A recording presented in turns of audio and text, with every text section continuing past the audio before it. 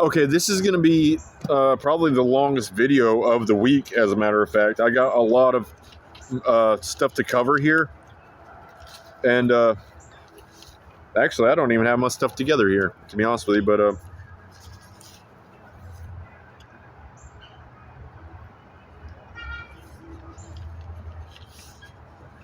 that's okay. I still want to deliver a good presentation for you here today. Is that Sunday is, of course, 80-19-1 Sunday, and that's what I'm here for. And I've got a whole bunch of stuff here, but I'm going to make a second video because I don't have my notes with me. I mean, they're just right there in my bag, and I've already got them prepared. Like, I've already got them at the front of the stack of folders.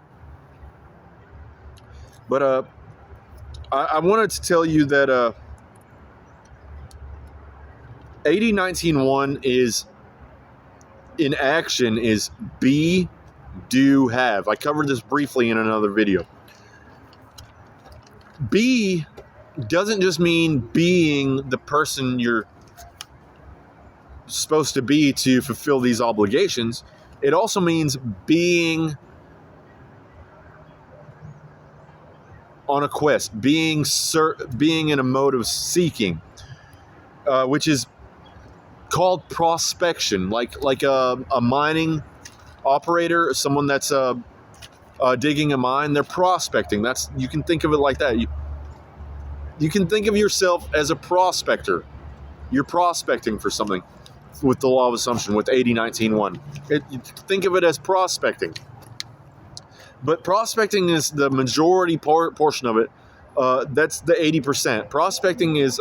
I'm going to make the second video about prospecting, so you'll don't have to... Because it's very simple. It's more simple than be, do, have.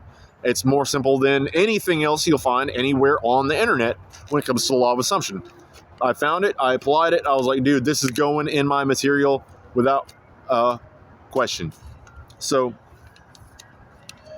of course, being means daring to assume you are the person you want to be. Of course, that's what it means. But daring to be the person you want to be, that person is a prospecting person.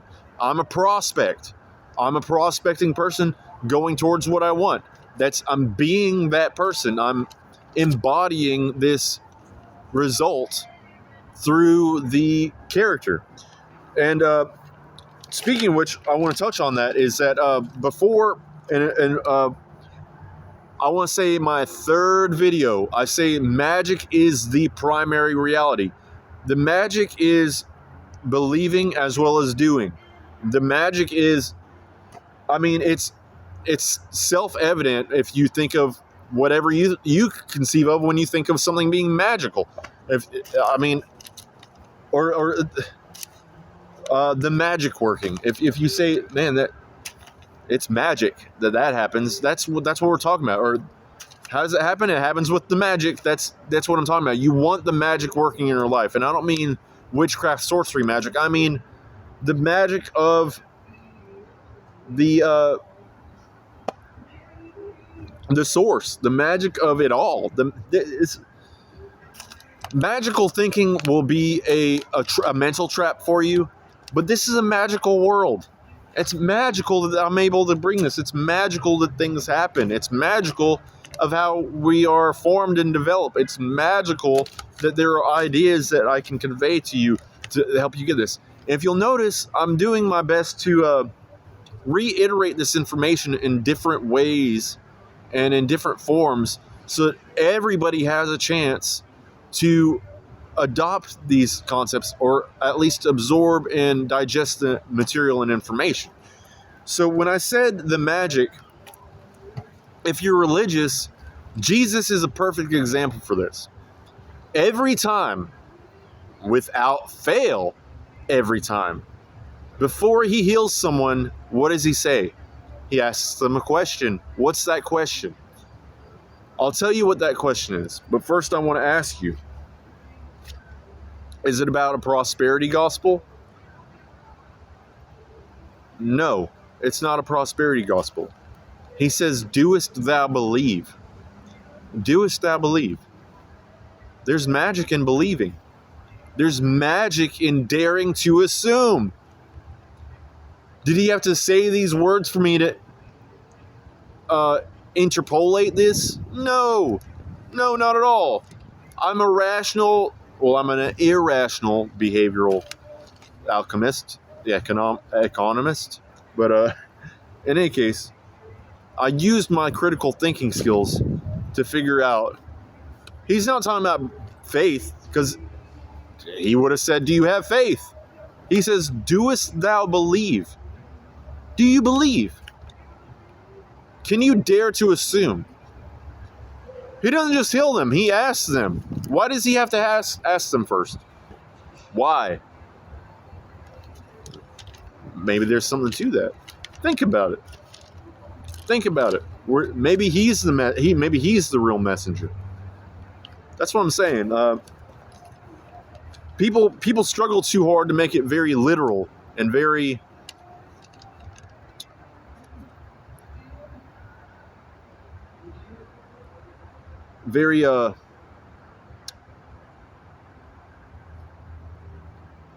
physical. It's got to be physical. He had to exist for me to understand the principles and teachings.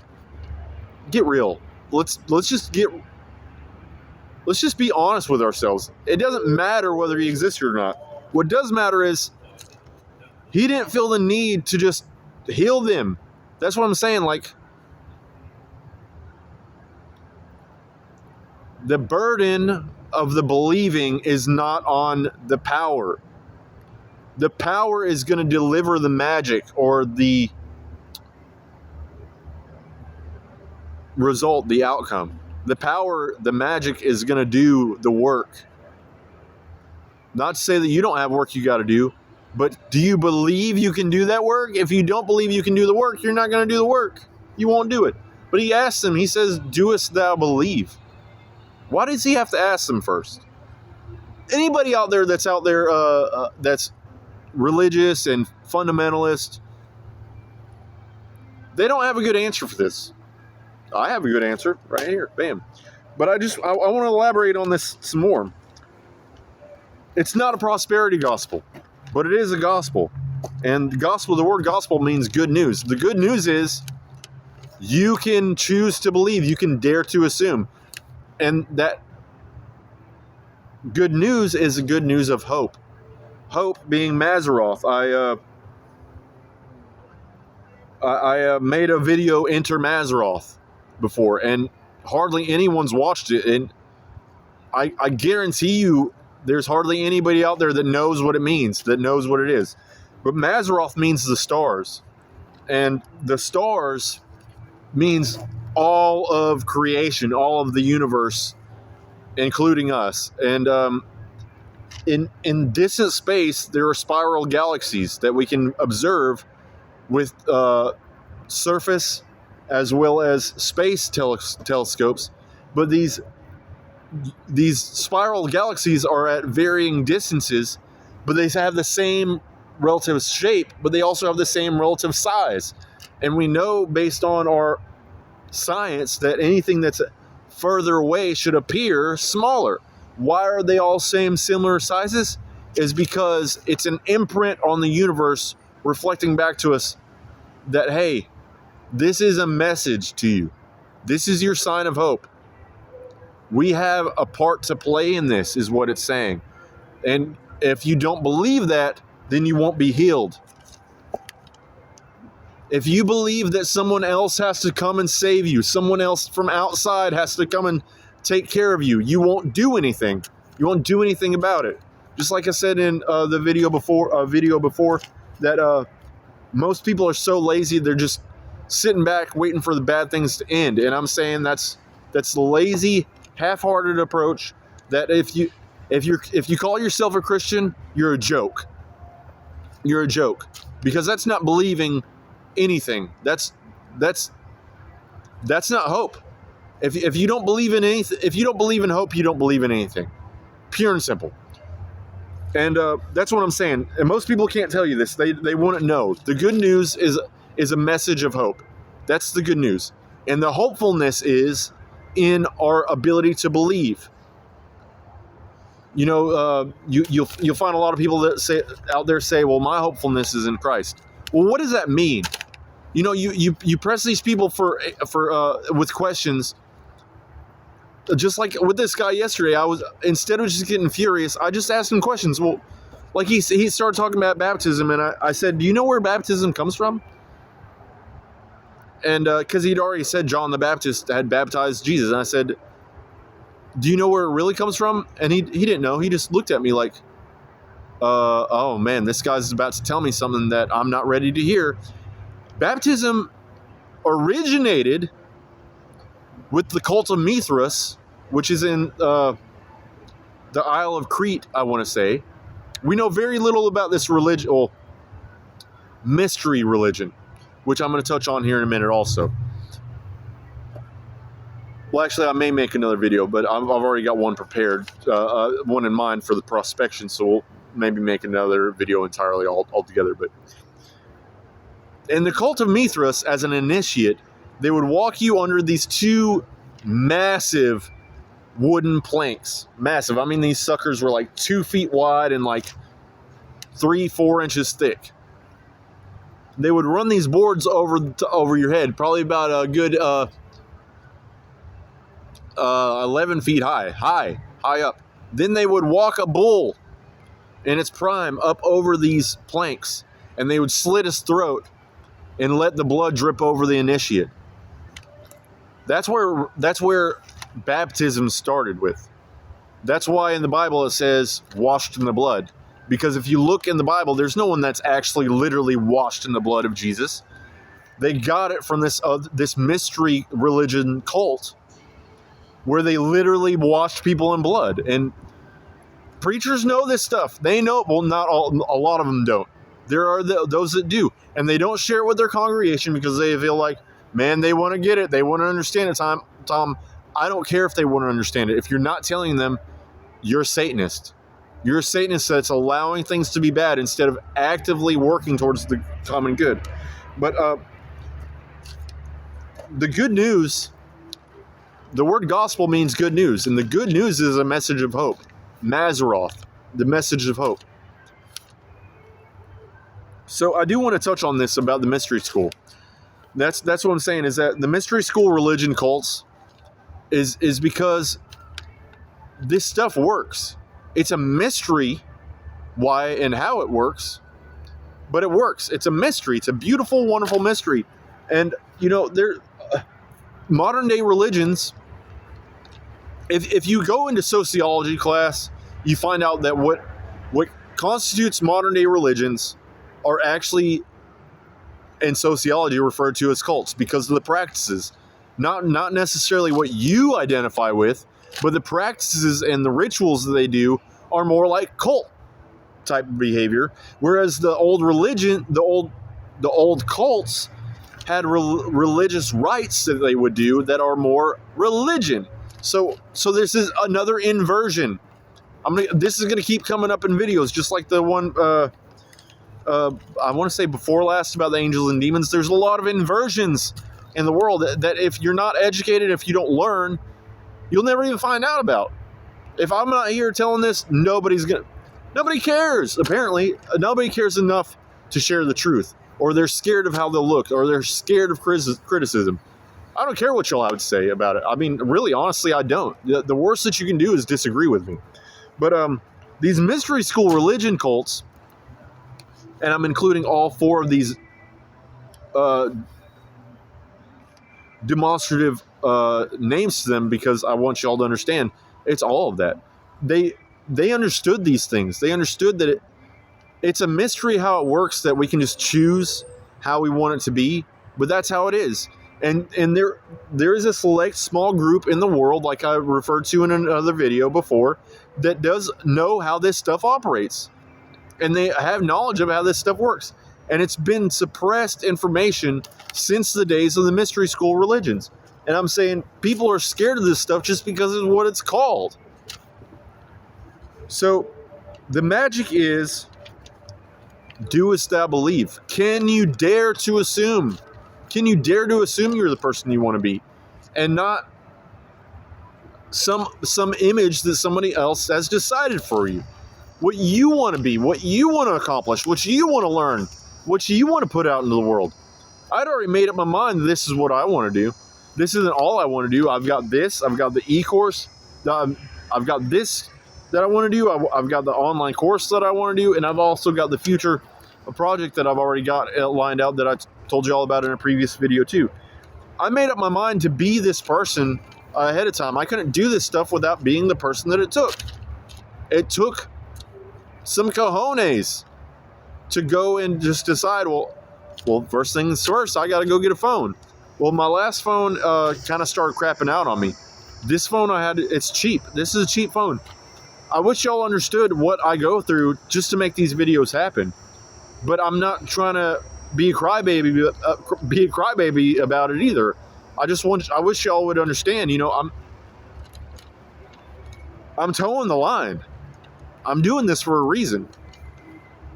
So, another thing the magic is not just believing, but you got to believe everything is energy. It's an illusion too, but it's an energetic illusion.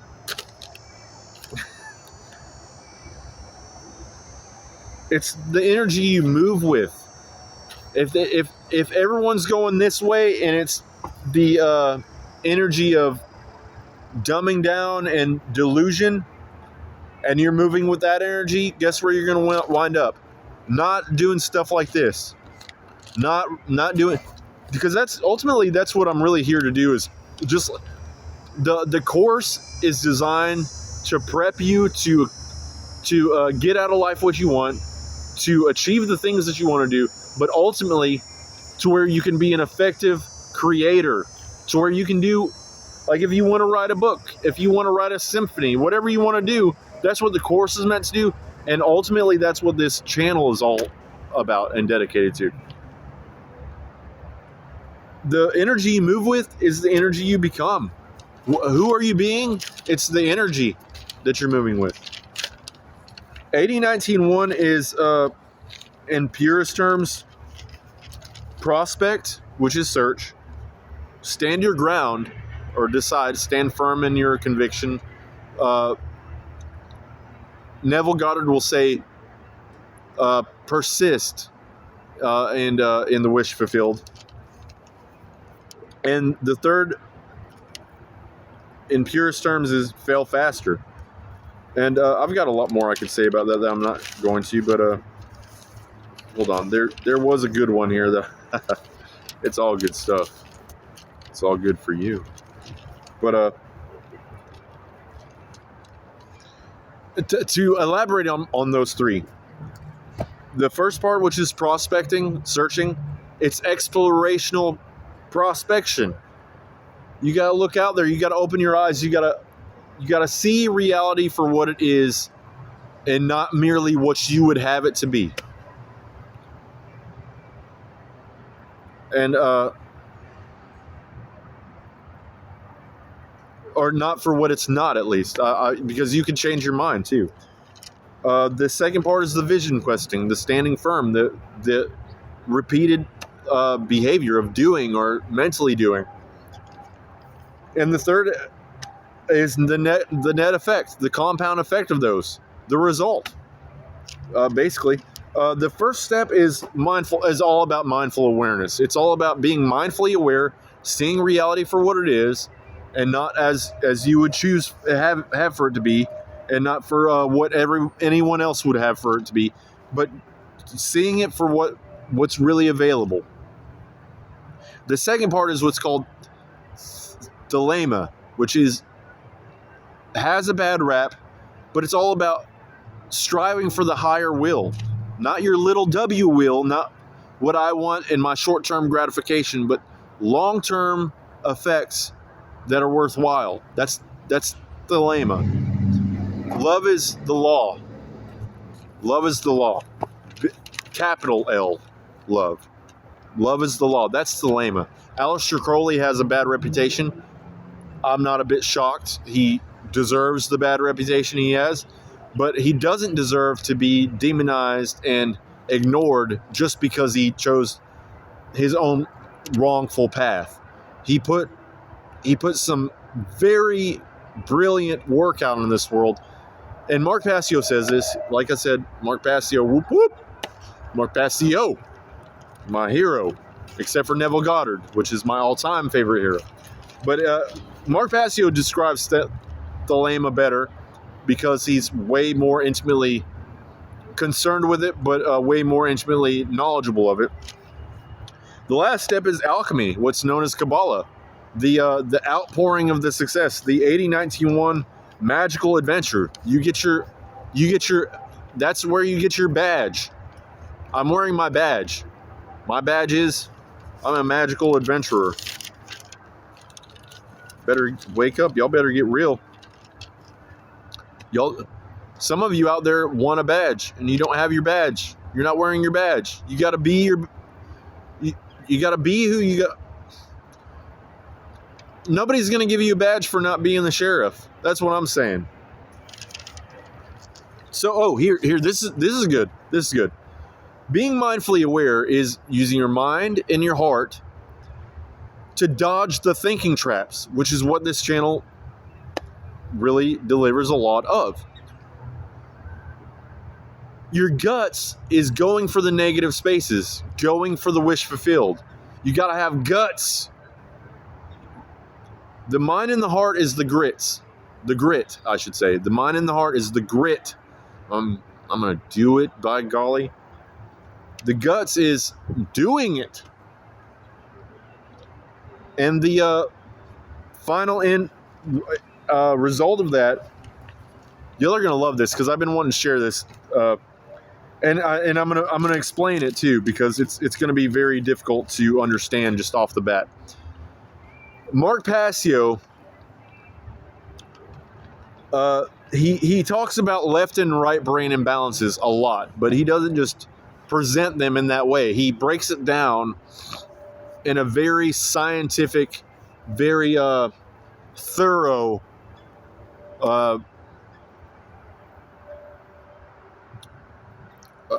method. But you gotta look him up and really learn some more about what he has to say to fully grasp this. So I'm just putting that out there. But let me check my time because I know it's got a 30-minute. After 31 minutes, it starts doing another video, and I can't do that here. He has this he refers to this saying, and I'm not going to say it yet, but he says, if you're right brain dominant, and he doesn't say this exactly, I'm summing up a lot of his work here. This is very highly condensed and compressed. He says, if you're right brain dominant, you're going to let people walk all over you. You're going to be a doormat, which is true. If you're left brain dominant, you're going to be a dominator. You're going to be domineering. You're going to oppress people. You're going to be a narcissist or a psychopath. A left brain dominant person is a psychopath. They have psychopathic tendencies. They only care about themselves. They don't care. F your feelings, bro. That's how they are. And that's no way to be either. Now, but he says this, if you have the both in tandem working together, that's why Hindus do this, is because this is a brain balancing coherence. If you have both of them together functioning properly and on the right wavelengths, then what occurs is how he refers to it as having the psychopath, as in you've got this psychopath where you want the psychopath. This side of your head, your left brain is in check. That's what he's saying. Instead of being a psychopath, you have the psychopath. I have this under control. I don't have to be a domineering control freak. That's what he's saying. And I also don't have to be a doormat. I can have the psychopath. And I've almost universally been this way my whole life. And when he said that, I was like, dude, because I've had the psychopath stare before. Just because somebody took my picture and I was not in the best of moods. Now, does that mean that I treated people poorly just because of that? No. But I've encountered people that do this often. I'm having a bad day, I'm going to kick your cat. That's a narcissist. That's a psychopath.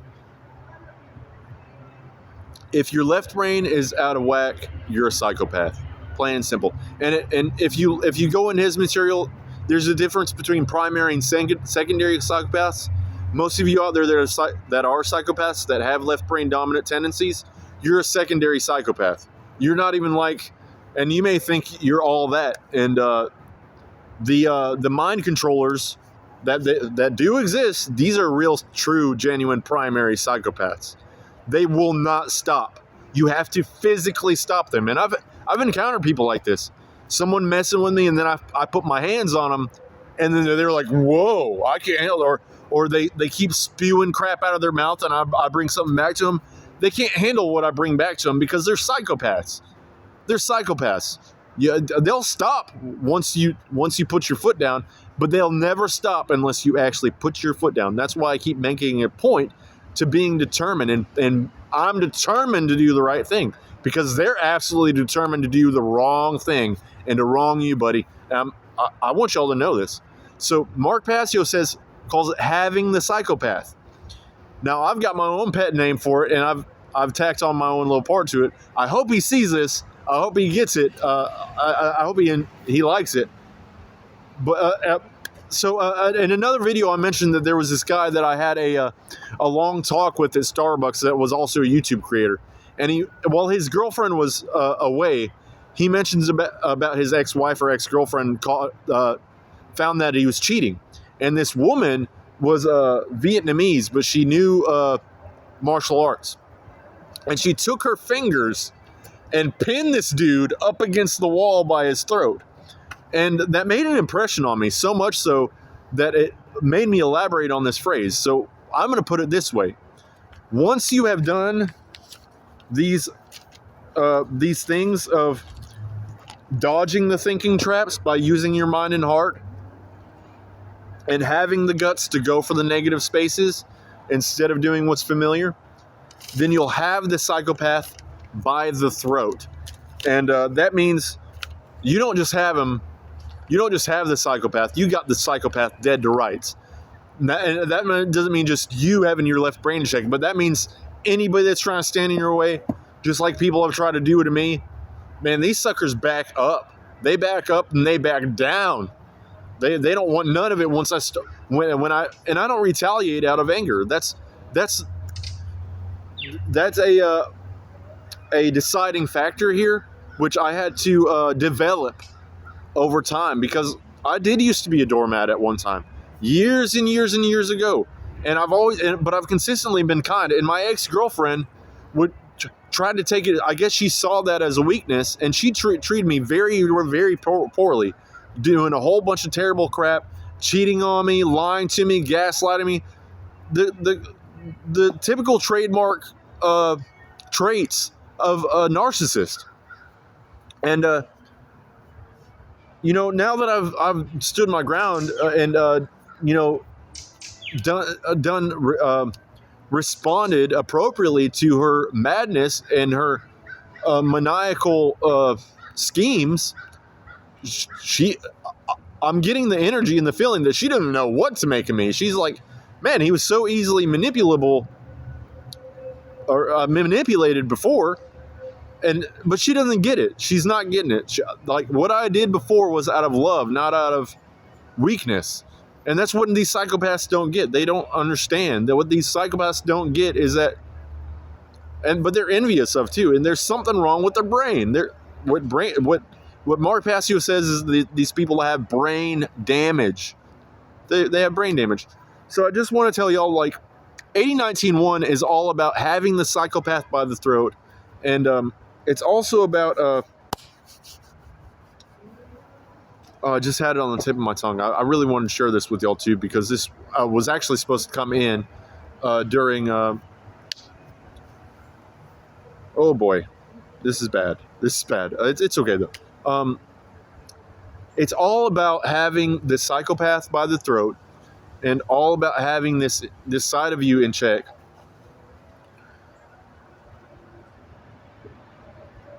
It doesn't matter. What the important thing is that you understand that 8019-1 is not just a formula. It's a way of conceptualizing a change in yourself. And man, I wish I could remember what I was going to say, and the only reason why I can't is because it's so far back in my logs and so far back in my notes that it's just been far removed, and I've done so much work in between. So I apologize, but once it does hit, I'm coming back to you for this. But I gotta dip out now and make the video on prospection, which you're gonna want to check out. It's a good one. Like I said, it's way more simple than anything else you'll find. Man, I wish I could remember what that was that I wanted to tell y'all about, because it was actually a really good one.